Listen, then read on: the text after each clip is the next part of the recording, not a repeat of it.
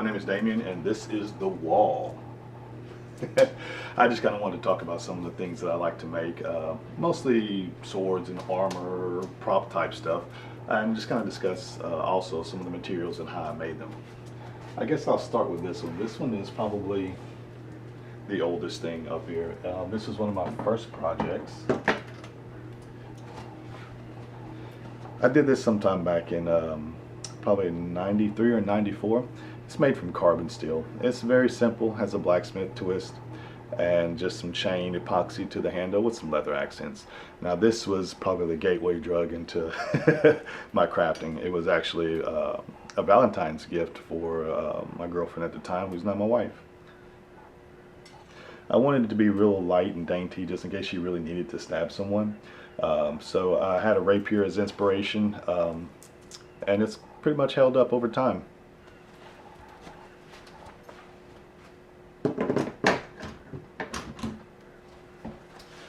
Now my next one are those two there. Those are from Record of Lodoss War. This was also one of my gateway anime drugs. It's still probably to this day one of my favorite animes. This is the Holy Sword Falis, if I'm not mistaken, and this is what King Fon wielded against Beld. It's got the gold inlay. I use an epoxy with some basically some gold filler. The blade itself is made out of 6061 aluminum. The handle's been painted, obviously. This accent is actually aluminum as well. That's been painted. I would say the whole thing weighs less than 3 pounds or so. I mean, it's kind of hard to gauge when you have these, but this was a life dream for me to just build these because I loved it so much, and I was really kind of miffed that no one ever made one. So this is King Fon's sword.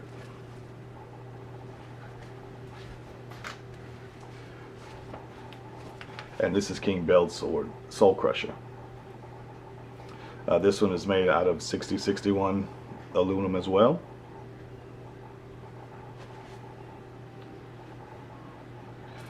And one of my favorite scenes in anime is when Parn has both of these and he wields them cross when he's going to go fight Vagnard. So cool. Here's next on the list. This is a Gladius, and I basically acid etched my name in it, as you can see. And then on the handle is my birthday in Roman numerals, and my birthstone. Well, actually, that's not my birthstone. That just looks cool. My birthstone is actually garnet. I really don't like it very much. But I did the ruby. I thought the red would be a very good contrast to the wood here. And this is just an acrylic bezel that I found at Hobby Lobby. Same here. But as you can zoom in on some of the details. I used a ferric acid to do the etch, and basically made a vinyl decal to go over that. Submerged it, and that deep etch probably took about 30 minutes at most. But when you're acid etching with vinyl, the metal gets so hot that it wants to heat the vinyl and curl it. So I had to like dip it and then rinse with water. Let it cool down a little bit, dip it again, and rinse with water. And you can tell some of the areas just aren't as clean as I want them to be, but they still came out pretty good.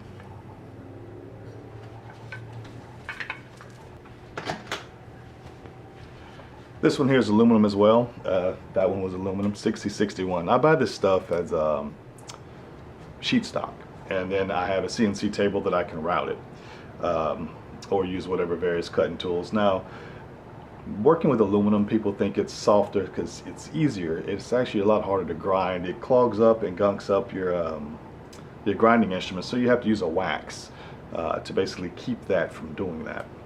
This one I titled Pistol Whip.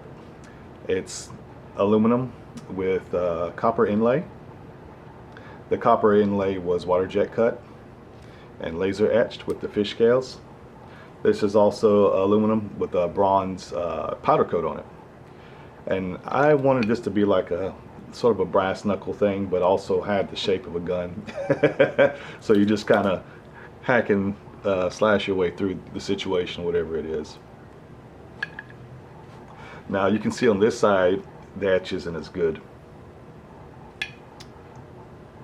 You can see it's like a wider, and that's because my vinyl came up and it ended up etching just not as clean, not as pretty. That's why that side faces the wall. This is another project out of aluminum. This is when I first started. I called this one Grimjaw. I just wanted like this animal jawbone feel to it with an eyeball. So I had some little cheap acrylic eyes there. This color here is actually what the aluminum comes out when you take it out of the acid. It looks just kind of like tarnished and faded. Instead of buffing and shining that away, I wanted to leave it. That way it had just more character, more flavor. See? Now it looks like that would hurt and give you tetanus or some kind of rabies if I cut you with this. Also very light. With the aluminum pieces, I love it because I can get these bigger pieces with half the weight, and I mean, I'm not really going to go dragon slaying or actually use these in actual combat. So for decoration purposes, it's perfect, you know. And if you needed to, you could definitely kill somebody with this, but I tend not to make my weapons sharp just because I don't want to be responsible for some weeb going all Mountain Dew at a Yu-Gi-Oh contest. So, you know, most of the time they're semi-sharp. If I wanted to, these blades could hold an edge. The 6061 is aircraft aluminum. That's what they use for structural framework and things of that nature. And you can heat treat it if you wanted to. I should just buy a T5 or something if I wanted that. But this is some good stuff. This one here is actually wood. My brother made that. That is Yu-Gi-Oh from Sword Art Online.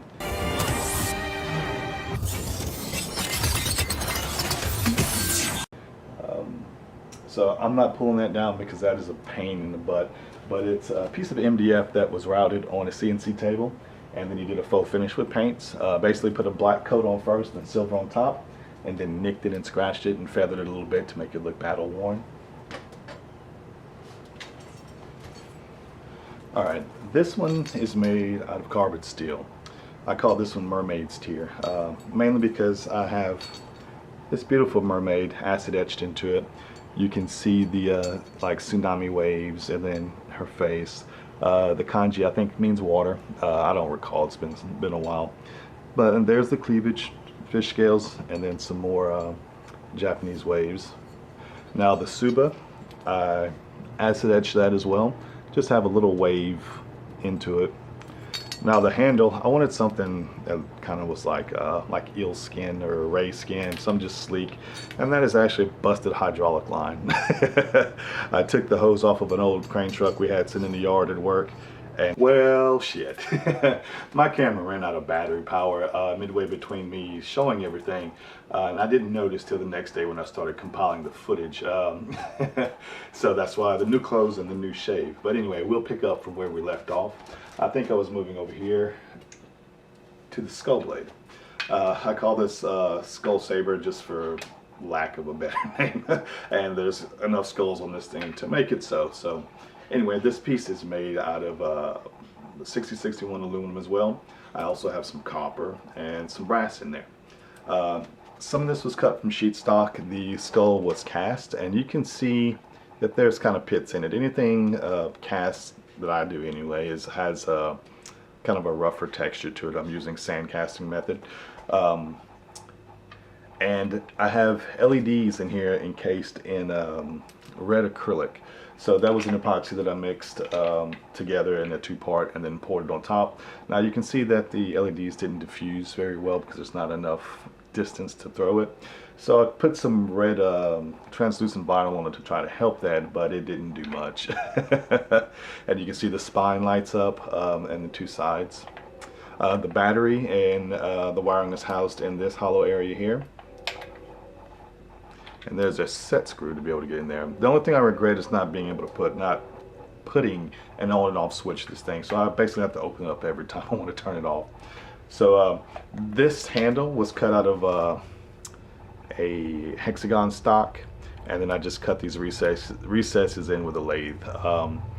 This was cut from a piece of brass rod as well, and then I shaped it using Dremel tools and grinders and that sort of thing. This pommel was cast out of aluminum, and then the recesses filled with red acrylic. Now this piece probably weighs somewhere around 10 pounds or so, maybe less. A little bit heavier than my other pieces, but it's still pretty cool. Put on your back, strap it, walk around Renfest, you know, do whatever you want with it. Another little accent here, that's actually some paraphernalia from Pirates of the Caribbean. I found the coins online and decided it'd be a cool little accent piece to it. Came out pretty good. Oh, also these little pins here are brass. I used a drill press to drill through the handle and then just tapped those in there. Put a little two-part epoxy in it just so it doesn't move. But pretty neat, huh? Alright. The next thing I have here is Strider Hiryu's tonfa blade.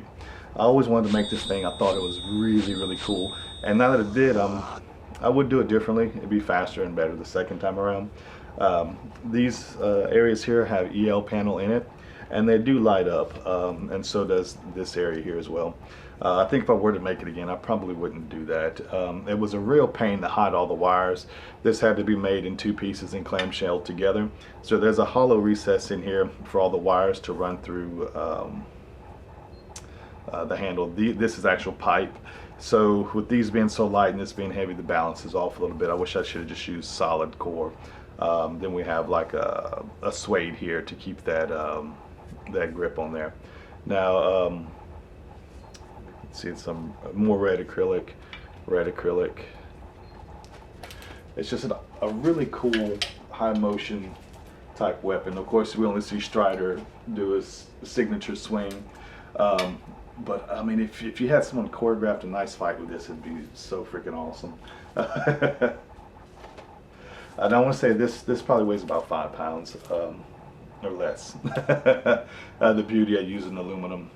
But you can see I can get a nice polish on this. I think I went up to about 1200 grit sandpaper on that.